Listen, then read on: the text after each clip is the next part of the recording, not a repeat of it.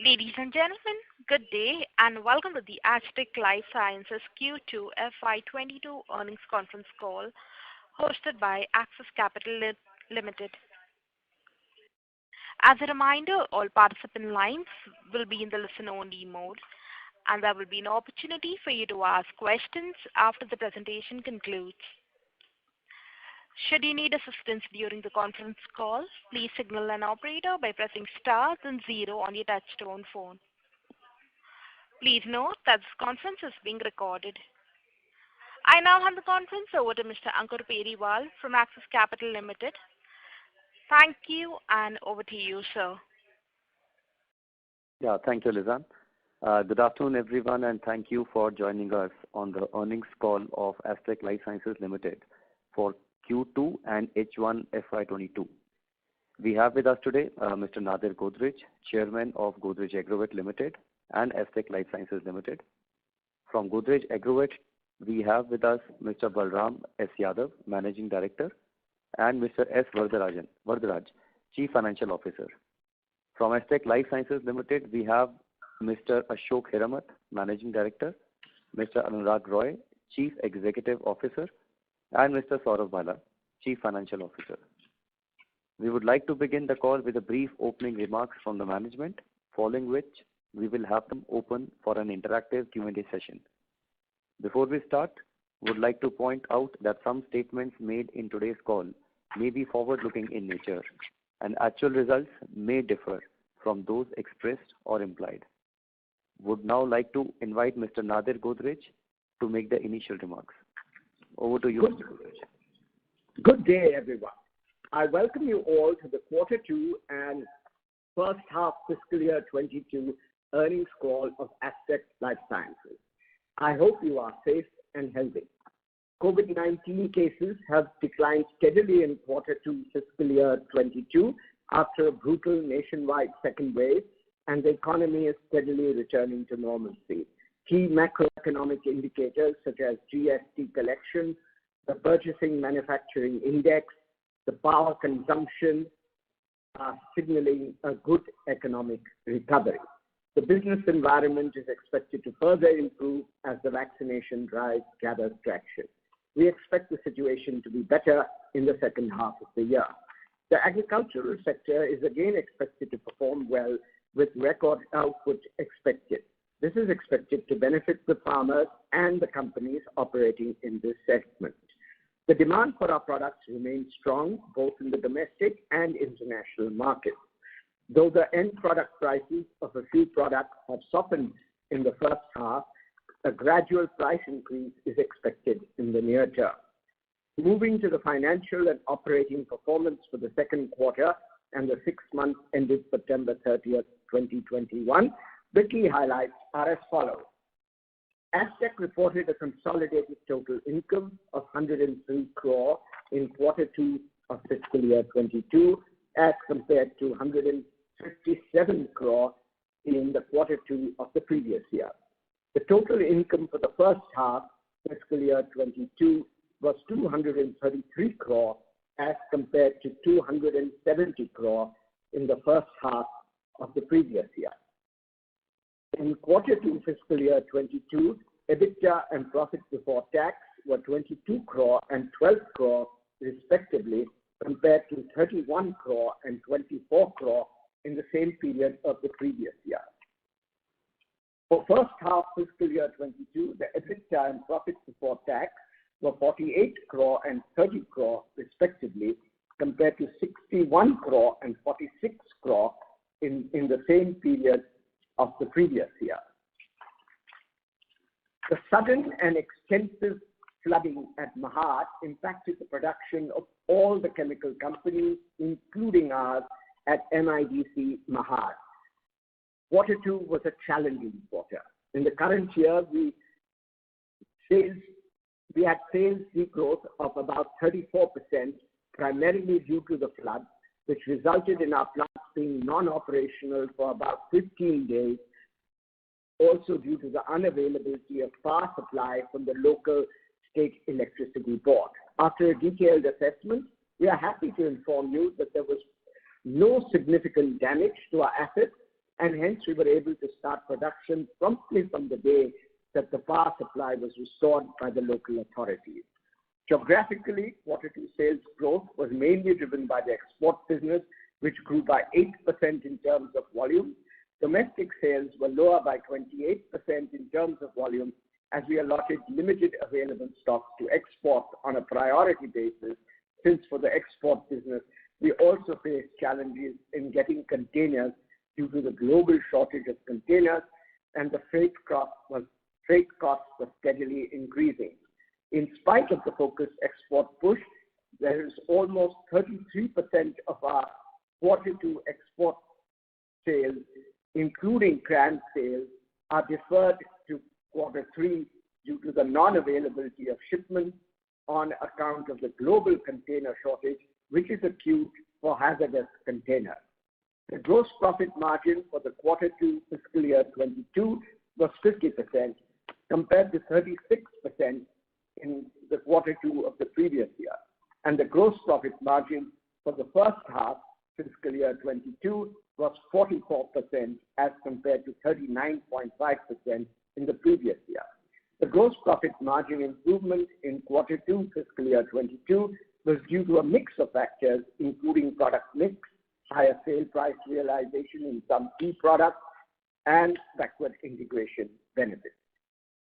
Further, some exceptional adjustments were done in quarter two of the previous financial year, where we had provided a sum of 6.5 crore, being a write-down of inventory to its net realizable value due to a significant fall in prices of one of the products. The EBITDA margin for quarter two fiscal year 22 was at 21.4% compared to 20.1% in the quarter two of the previous year, and the earnings before income tax and amortization margin and the EBITDA margin for first half fiscal year 22 is at 20.5% as compared to 23% of the first half of the previous year. Other expenses such as power costs, freight costs, and other fixed costs have increased due to the commencement of our new herbicide plant in quarter two. Commercial production at our herbicide plant started in the month of August, and the first CRAMS product cycle has been successfully completed.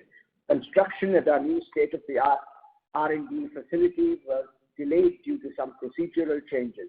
We expect the R&D facility to be completed by the next financial year.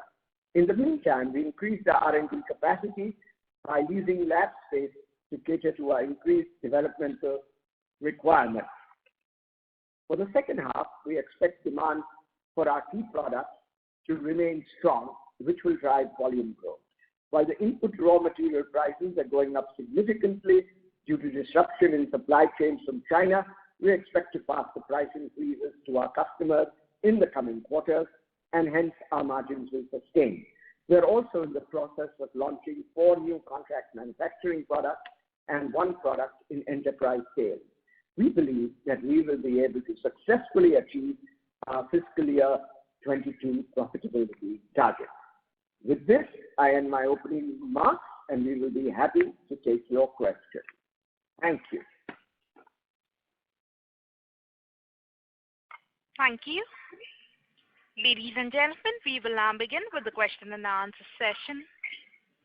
Anyone wishing to ask a question may please press star and 1 on your touchtone telephone. If you wish to remove yourself from the question queue, you may press star and 2. Participants are requested to use handsets while asking a question. Ladies and gentlemen, we will wait for a moment while the question queue assembles.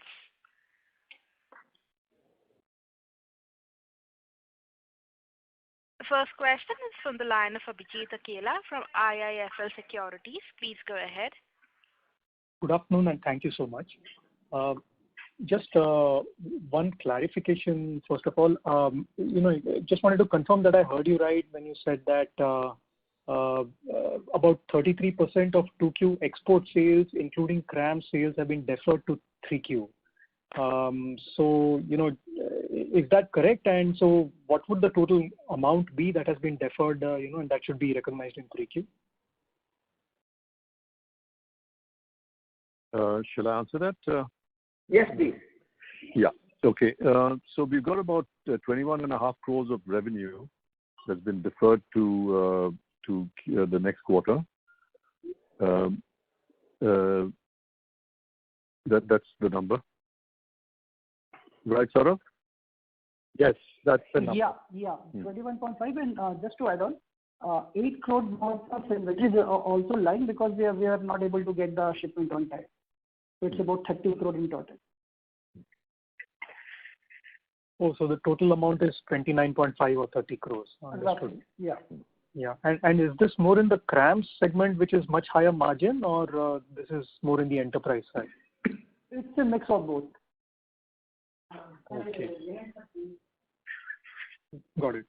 And also on the gross margins, the 50% spike, the spike to 50% that we see in the gross margins, is there an inventory write back amount of 6.8 crores? Did I hear that correctly?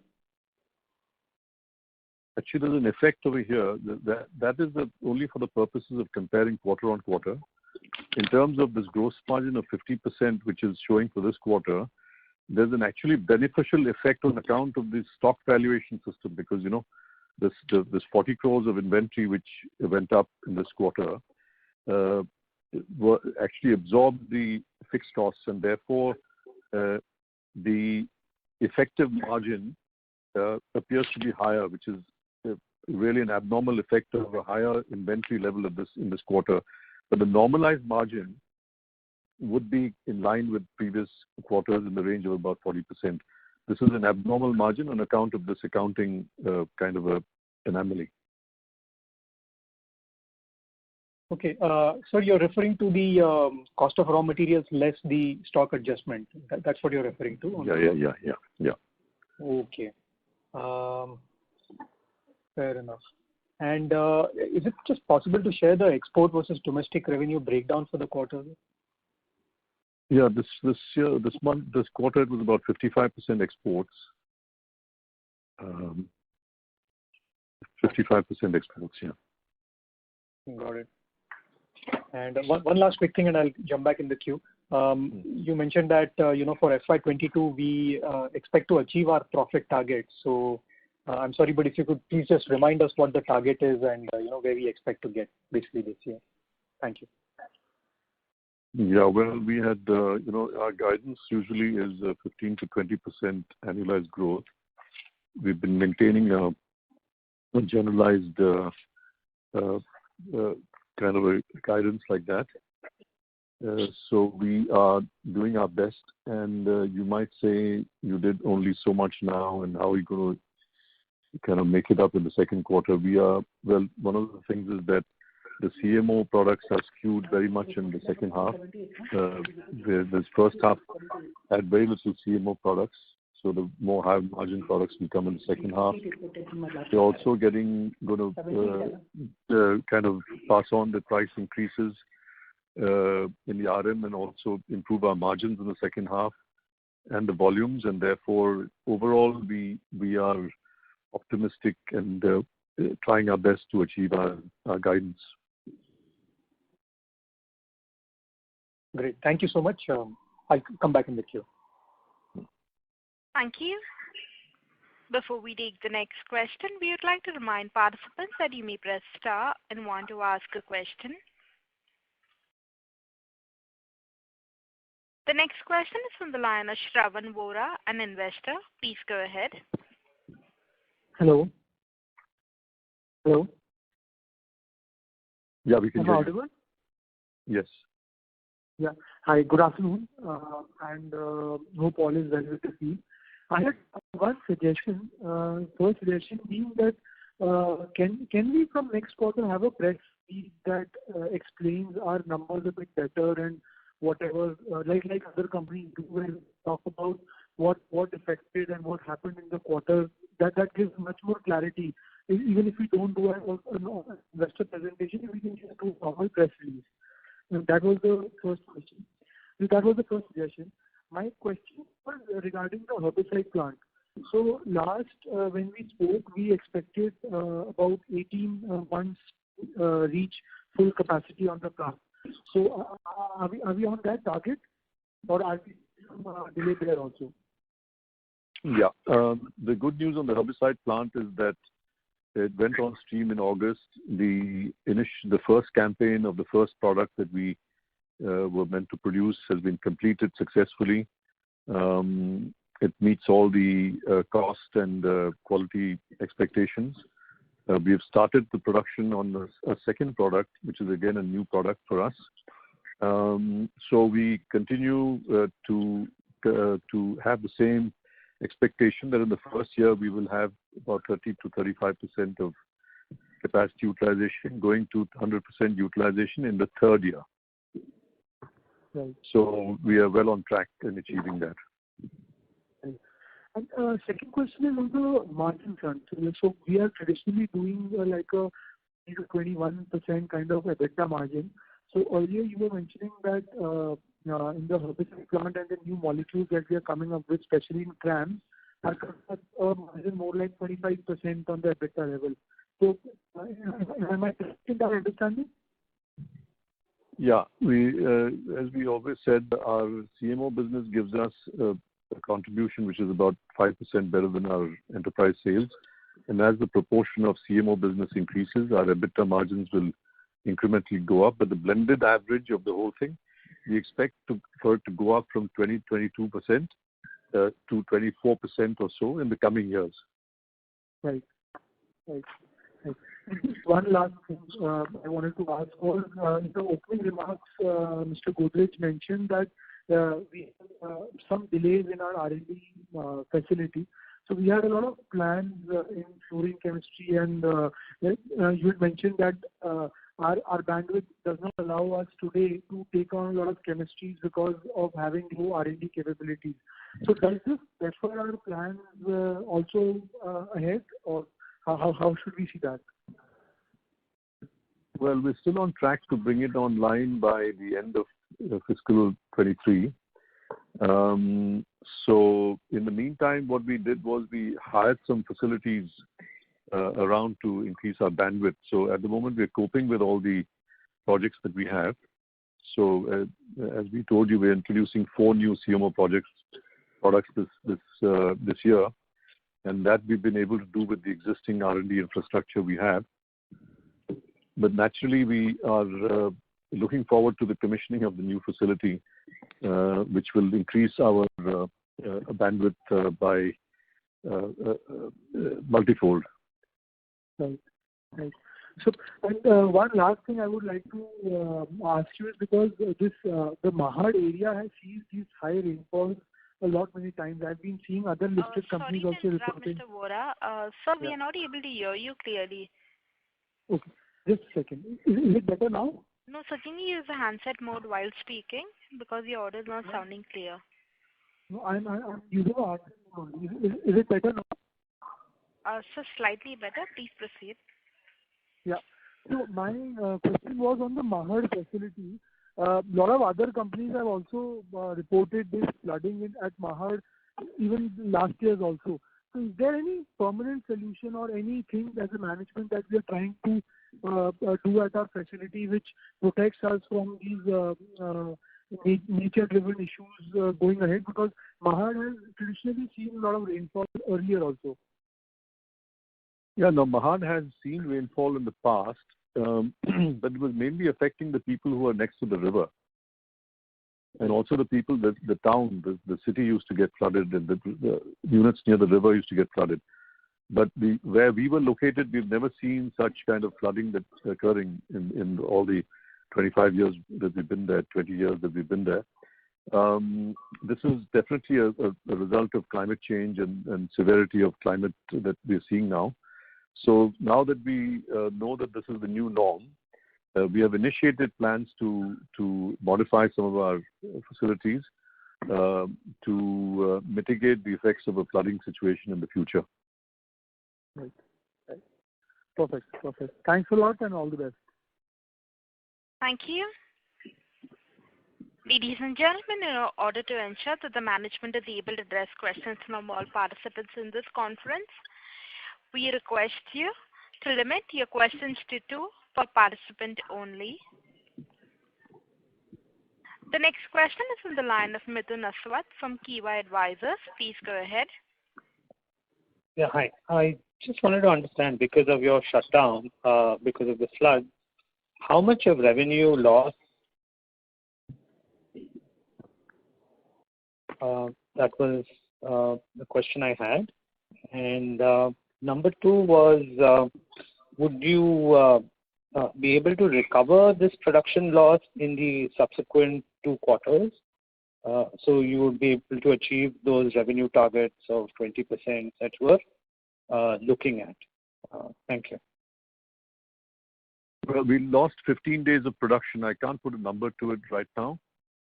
15 days out of 3 months of production, you're talking about 15 out of 6. So 1/6 of the output was lost. Now in terms of production that's lost is lost forever. You can't make it up. So the way we're trying to make it up is through better realizations, better capacity utilization, better product mix, the CMO business that's coming in. So there's different ways we're going to make it up. But the production that we lost in those 15 days is lost forever.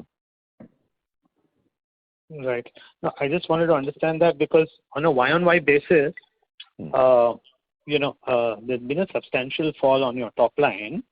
And how much of that could be attributed to, the market being weak, and how much of that is attributed to the loss in production? So just wanted to get a sense on that. If all things were normal, would you have been able to grow Y-on-Y in the September quarter, because it was a high base? So just wanted to get a sense. We would have grown. The answer to that, there are actually 3 factors that have led to the decline. One is the drop in the pricing of one key product that we had, which now is recovering, and therefore in the second half we expect to get better pricing. Then there was the stoppage of production and loss of production, and the third was this deferment of sales that we talked about, the 30 crores of revenue that didn't come because of non-availability of containers. So there were the 3 factors that were in play. So the answer to your question is, if these things were not there, we would have seen an increase in sales, yes. Because if you see volumetrically, we've actually grown in first half, Got it. And also just wanted your CapEx targets for this year, because you were looking at significant amount of CapEx. Is that still on track, or has that been postponed or anything because of these floods? No, they are still on track. We plan to spend 150 crores, as we've been saying. We're going to be spending on the new R&D center. We've already completed the herbicide facility, so some that capex is completed, and there will be some capex on the new fungicide plant we were talking about. So we are on track with our investment plans.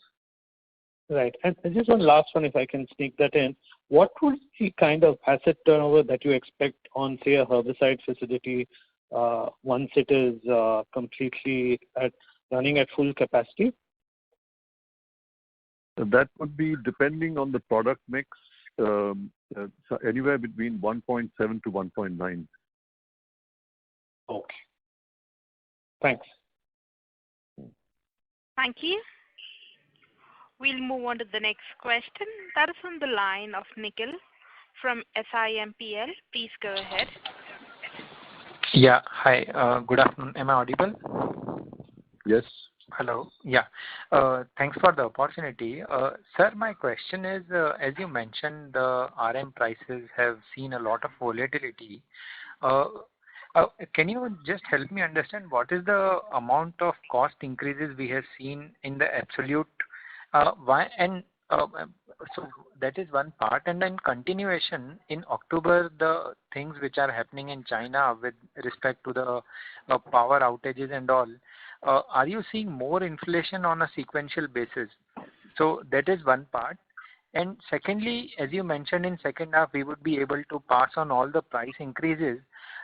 When you are talking to the customers, both on the CMO and on the proprietary, how are they looking at this this whole sequence of events? Is it like they are accommodatable to the amount of disruptions which are happening? As a result, the price pass through is becoming much easier, or is it like still a lot of negotiations are required?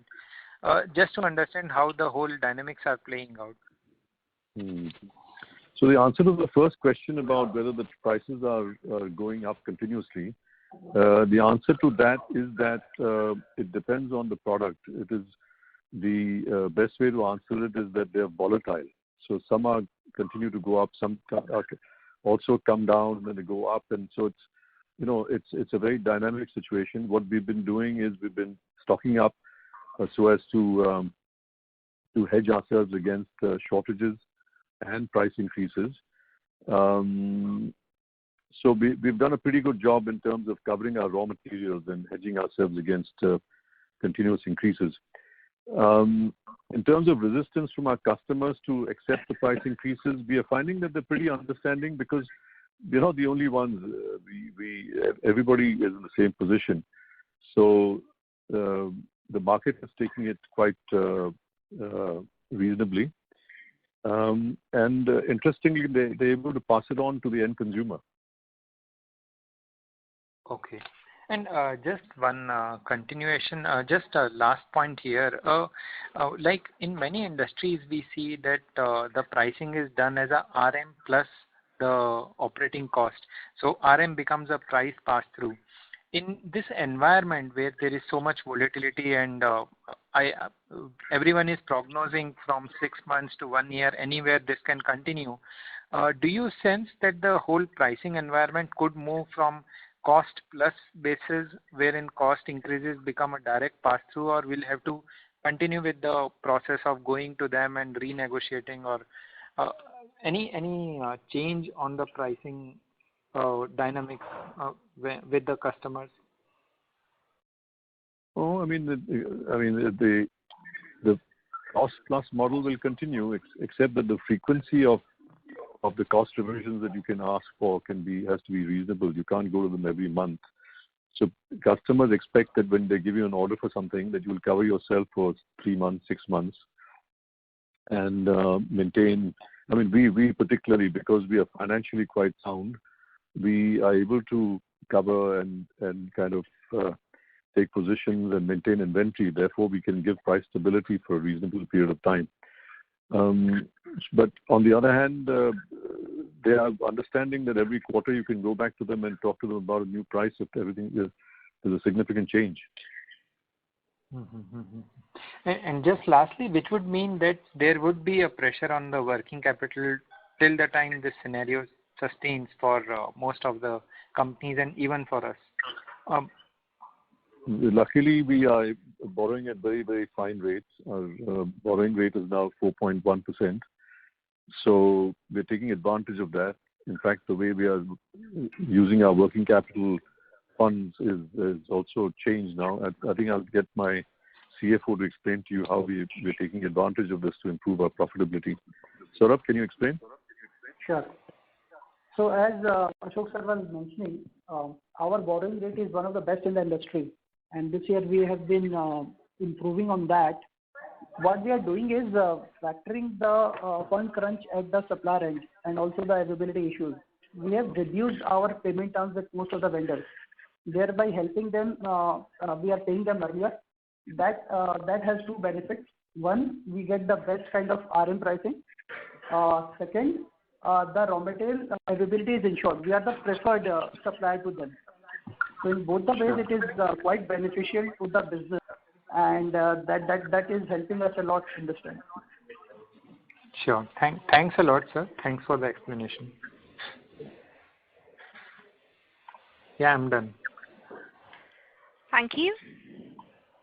We'll move on to the next question. That is from the line of Alisha Mahawla from Envision Capital. Please go ahead. Alicia, your line is in the talk mode. Please go ahead. Hello, am I audible? Yes. Good afternoon, sir, and thank you for taking my question. So firstly, I'd like to know, have we taken any price hikes in H1 or in Q2? Yes, we have.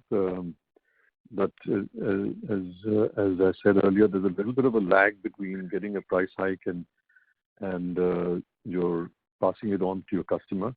But now we feel that in H2 we are kind of in synchronized with the price increases, whereas in the first half we were not so well prepared for these changes and it was not expected.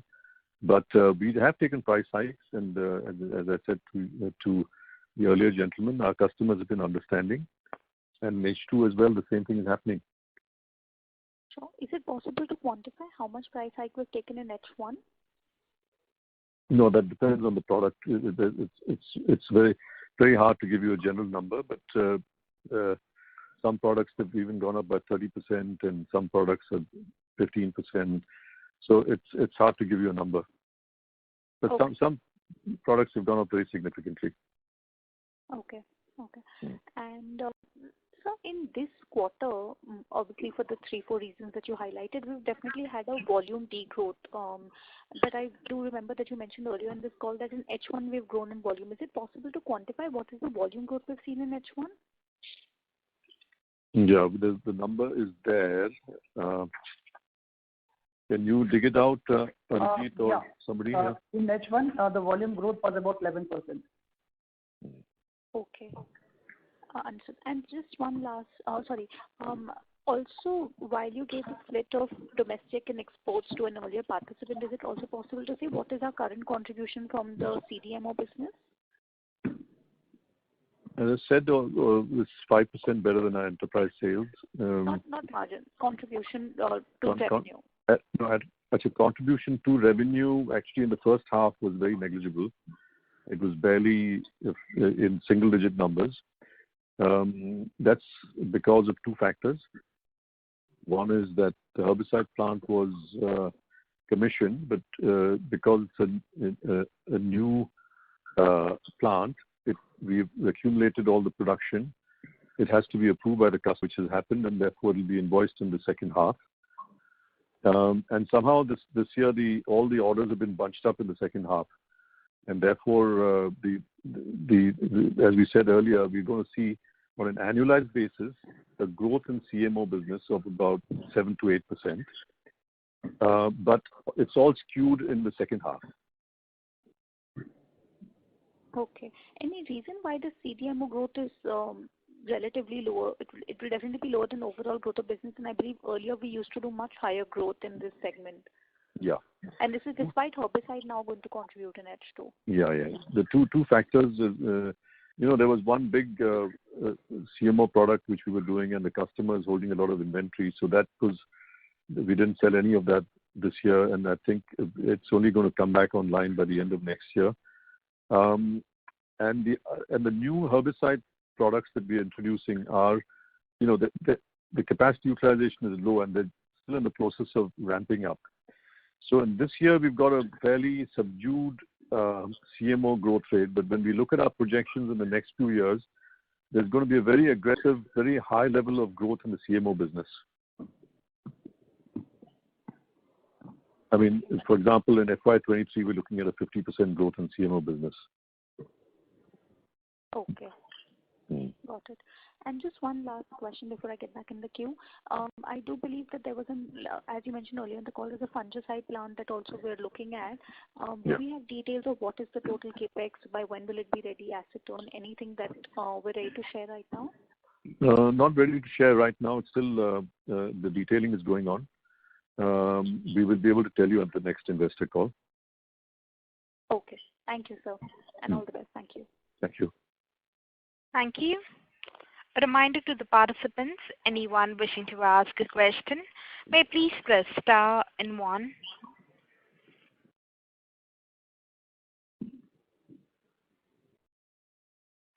The next question is from the line of Saurabh from Asian Market Securities. Please go ahead.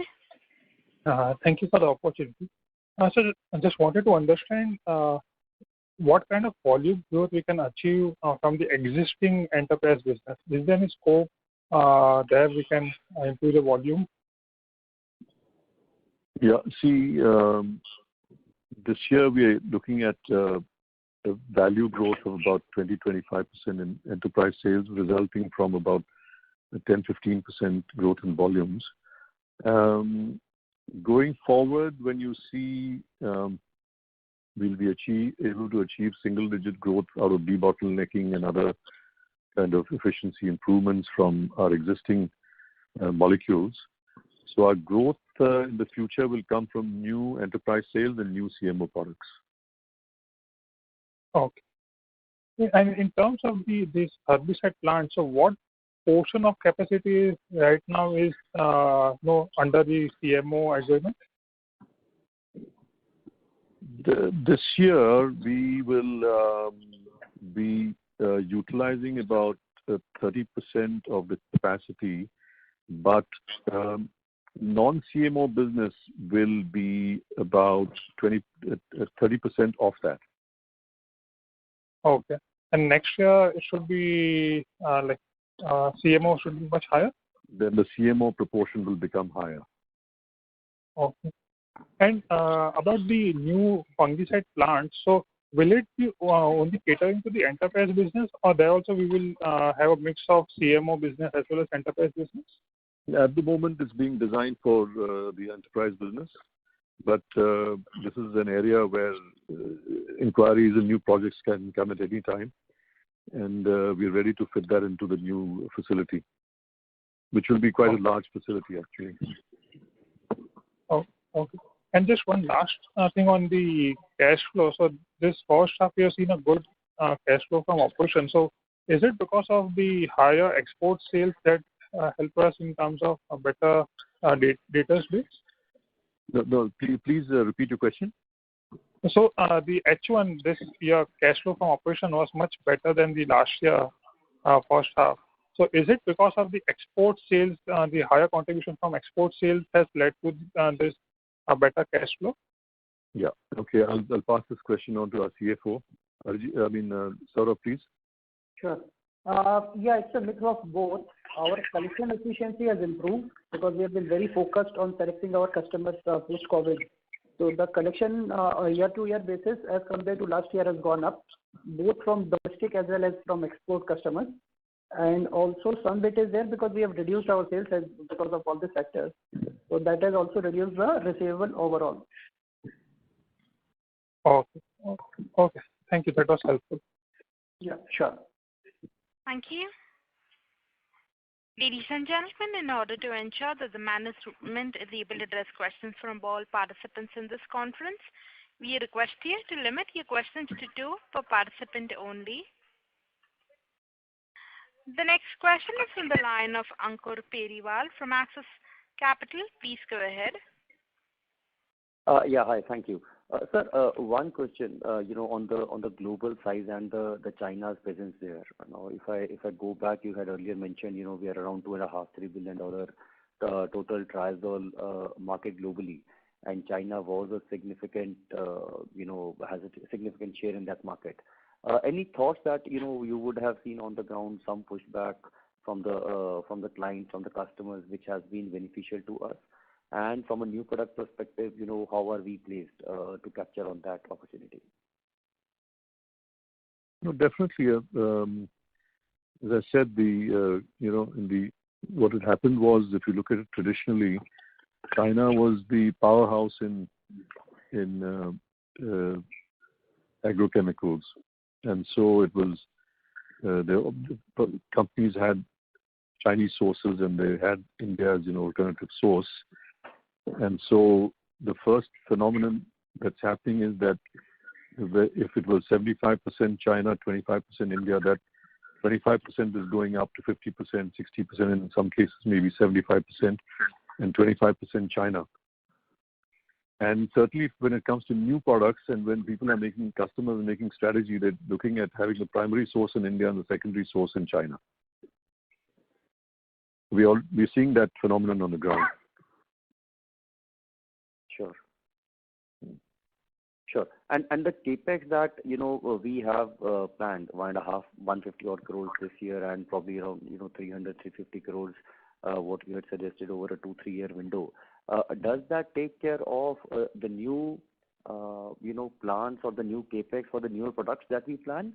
Or there is still significant room there and there could be a further, number going up there? Actually, if you ask me, my recent kind of evaluations are indicating that investment figure may go up, and we are prepared to do that. So we're going to be more aggressive on our investment plans in the future. Sure. That's helpful. And from a capability perspective and the new innovation, the newer range of products there, the R&D center, which is coming more like FY23 end, in between, will we be technically capable enough to expand that product portfolio, or it will be after that R&D center comes up?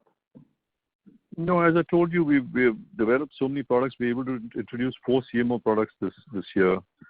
We're going to be introducing 2 enterprise sales molecules next year, large scale ones. Not to mention more CMO products. So our pipeline, we're able to develop a number of products in the existing setup. So it's just that we'll be able to do a lot more when the new R&D center comes up. Sure. And just one follow-up on the earlier question. You did mention, we had been facing a significant pricing pressure for one of our key products. Your earlier comment suggested that, now that pressure is tapering off. Is there some demand-supply mismatch there, some capacity shutdown, or this let's say, improvement in pricing or let's say stability in pricing is here to stay? It's here to stay for the second half of this year. What's going to happen next year, we'll have to see. But looking at the situation with the electricity supplies, the coal supplies, recently there was an explosion in a plant which in a plant which is in an industrial park where there is a producer of our competitor's product, and so if there's a shortage of production there, we may see a better realization than we expected. Okay, great, sir. That's helpful. Over to you, Nizam. Thanks. Thank you. The next question is from the line of Abhijit Akela from IIFL Securities. Please go ahead. Yeah, thanks so much for taking the follow-up. Sir, on the new product plans that you talked about, the 4 CMO products plus 1 enterprise product this year and 2 next year, if I heard you correctly. So couple of things. One is, are these 2 products next year coming up? Are those in that triazoles category that you mentioned previously? You were evaluating. You were looking at three triazoles. And second, if you could also please just help us with the timeline for commercial supplies of these products, whichever quarter it might be. Thanks. Yeah, they are triazole fungicides, and we expect commercial supplies to start in Q4 of FY23. Yeah. Okay. So these are the 2 enterprise products next year. What about the ones this year? When are these starting? The 4 in CMO and the 1 in enterprise? Phase-wise, as I said, 1 is already done. The other one, production started, and the other 2 will take place in Q3 and Q4. And are these all under the herbicide umbrella, or are they in other chemistries as well? Some of them are intermediates, but they're herbicide intermediates. Okay, got it. And then on, I believe propiconazole prices have been rising quite sharply in the last, 2 or 3 months. Is there a commensurate increase in input costs as well, or would we expect this to benefit our bottom line going forward? No, I think it will improve our bottom line going forward. Got it. Great. One last thing was just on the senior management side. If you could just kind of educate us on any further additions to the senior management ranks, or any attrition, that would be helpful. Thanks. Yeah. We've brought on board a new Chief Executive Officer, a CEO called, his name is Anurag Roy. So he's in addition to the team. The plan is that I will be stepping down at the end of March, and he will be taking over my position at the end of March of 2022. Yeah. All right. Thank you so much, and wish you all the best for the future. Thank you. Thank you. The next question is from the line of Shravan Vora, an investor. Please go ahead.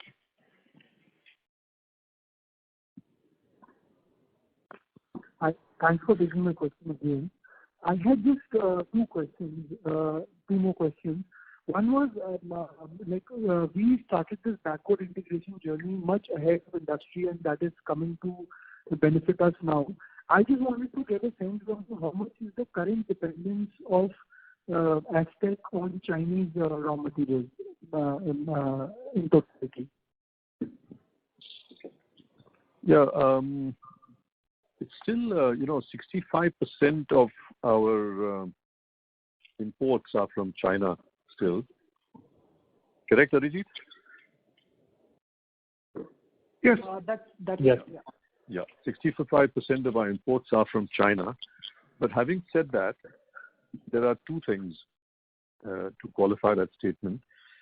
About half of that is a raw material which we have developed and manufactured, but at the moment we are manufacturing limited quantities because the Chinese price is so low that we don't find it kind of advantageous to make it ourselves.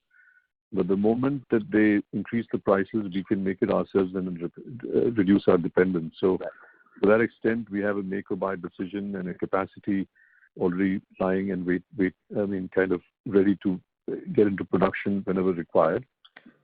Over and above that, we have another 3 backward integration projects which will be taken up this year and early next year. So that ongoing kind of backward integration program is continuing. Great. And I heard you mentioning to some other participant that contribution to CMO for this quarter was a single-digit number. But if I remember correctly, for last year for FY21 and prior to that, it was more like 20-25% of our total sales. Am I correct? Yeah. So we expect to get back to this number gradually as the herbicide plant scales up and we have those CMO contracts going in the second half. Yeah. See, CMO is a business where the customers also have campaign-wise production.